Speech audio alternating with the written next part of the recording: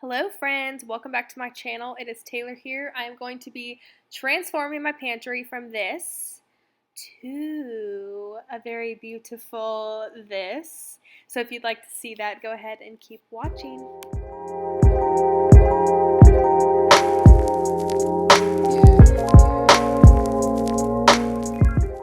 The first step here was just to clear off the shelves and clean them. I hadn't actually cleaned the pantry since we had construction done on the house, and this whole project ended up taking me about a month anyway because I was feeling out the layout and all that stuff. But I just cleared the shelves off where I'm going to be doing the bulk of organizing and making sure everything is in its place. So I just cleaned off the shelves, and then I'm going to be bringing in some of the stuff that we brought from the Container Store, which, goodness gracious, the Container Store is way overpriced. So we did buy a lot of stuff there, but some of the other stuff I found way better deals at Home Goods, Marshalls, things like that. You can find like really good deals on baskets, on little turntables, on these plastic containers, all that kind of stuff. So I would definitely suggest looking elsewhere before you go to the Container Store. But if you want these really pretty jars and things, I ended up getting these big jars from the Container Store that you'll see here in a second. But the biggest thing that took the most amount of time in the beginning was just trying to figure out where I wanted everything and what would be the best way to organize all the stuff that I bought.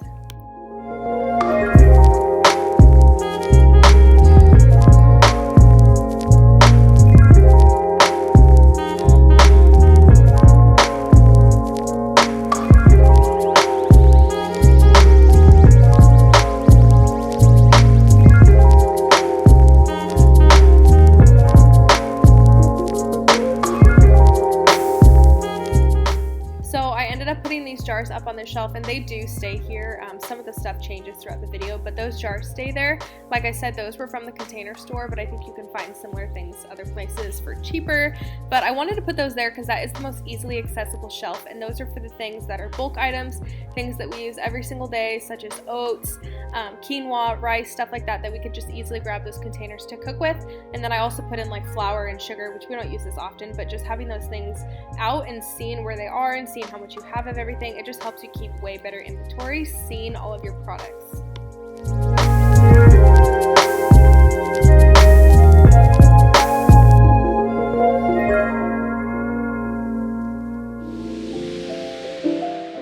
So this layout does end up being the final layout that I landed with for the pantry.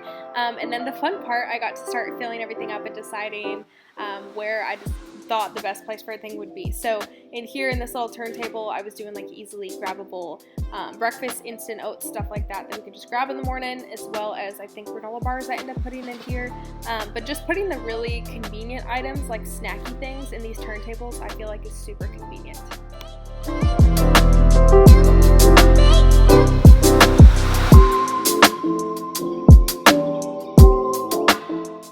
Okay, so here I'm actually showing you guys a hack that I ended up hating, so I don't recommend it, but I saw someone else do this. They cut out the expiration date and put it on the bottom and then just poured the product over it.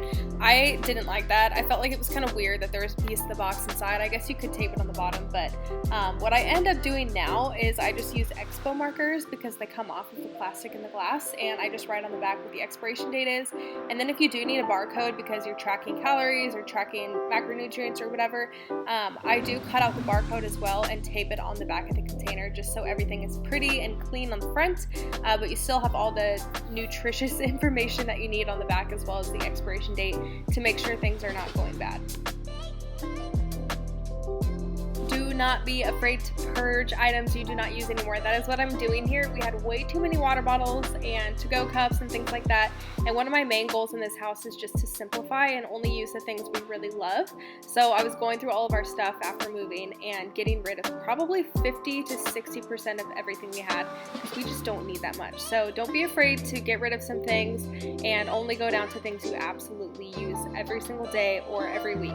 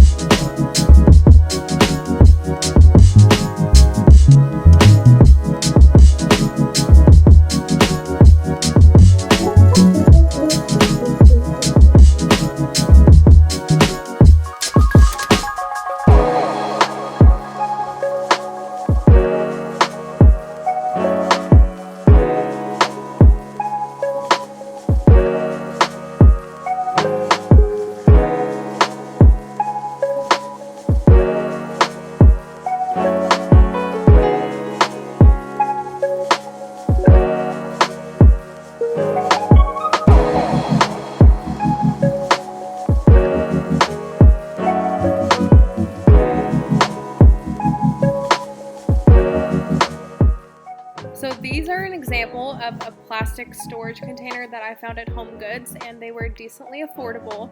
I think people use these in fridges normally for canned sodas or seltzers, things like that, but I thought these were perfect just for having a lot of backstock for soups and things, because I think sometimes you just don't know what to make, and if you have the stuff to make chicken tortilla soup or to make different types of soups on hand, it's just super convenient to have all those things. So now we're always keeping some kind of beans and rice and tomato sauce paste, all that kind of stuff in stock, and that's how we're storing those.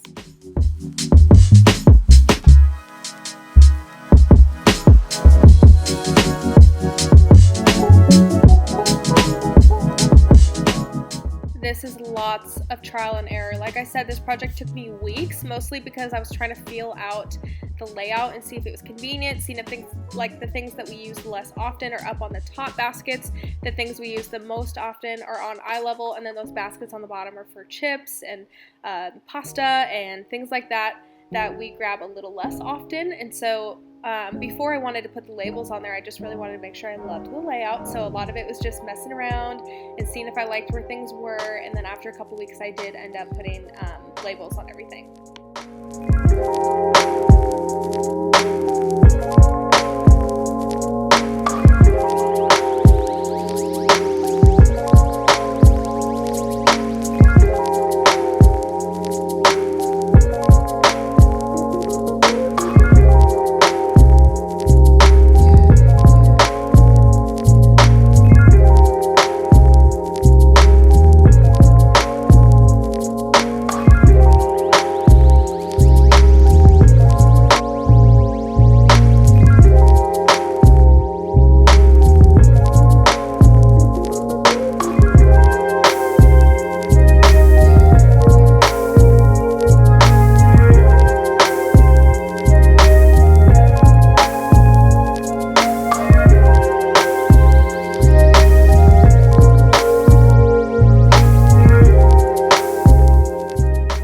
Okay, this is the fun part. Towards the end of the video now, I'm going to be putting stickers and labels on everything using my Cricut Explore 3, which I have gotten recently and I'm still getting used to how to use. But I ended up buying these shelf liners because I wanted it to feel a little fancier and nice in there, and also I felt like the glass jars and things would get, I don't know, they were kind of scratching up our shelves a little bit, so I just wanted to protect them. They look really nice, and I bought these at Target. Each roll, I think, was 20 feet or 10 feet, I don't remember, but only $5. It was pretty affordable, and so I just cut those out and put those on the middle shelves. But what I'm going to be doing in the next few minutes in the video is just trying to figure out what I want to label each basket and making sure that I'm using the most efficient word for each basket so that we would know where to find things, so that I would know where to find things, my husband would know where to find things. So that is what I did here, which took probably about 20 minutes or so to make sure I finalized the layout and then knew what labels I was making.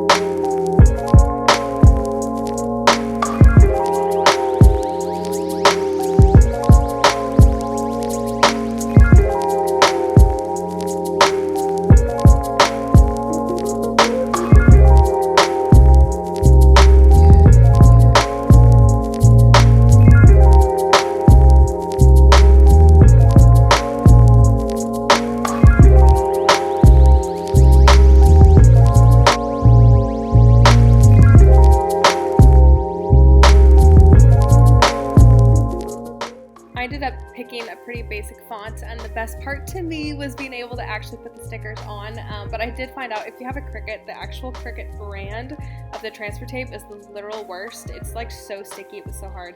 This took me like 10 minutes to even get this one on, which you would never know. But I ended up figuring it out. I would have to like use the sticky tape on my pants first to kind of make it a little less sticky, and then I was able to transfer it onto the containers. But the rest of it is pretty self-explanatory. I just put all the labels on the containers, and I had to measure them out and make sure I had the right sizes and everything, and I really loved how it was turning out.